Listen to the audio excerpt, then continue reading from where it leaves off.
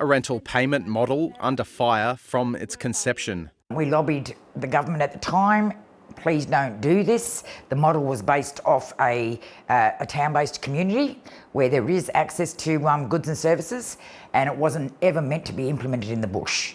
But in 2023, the then NT Labor government began charging public housing tenants in remote communities $70 a week for each bedroom in their house, regardless of its condition or proximity to services. The government at the time receiving advice that up to 80% of residents in some areas would see rent hikes of hundreds of dollars a week. I don't know how somebody who was on a middle-class wage would even be able to survive out there. After years of unsuccessfully challenging the policy in the Northern Territory courts, a group of 4 tenants from Gumbalanya and Laramba today saw the High Court rule in their favour.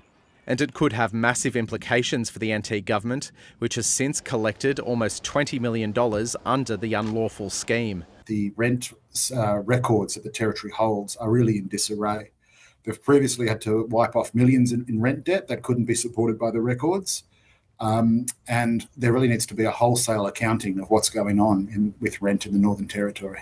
Opposition leader Selina Yubo said in a statement she respects the High Court's decision and that tenants would need straightforward advice about what it would mean for them.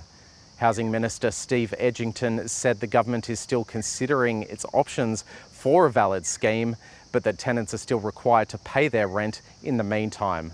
Oliver Chaseling, ABC News.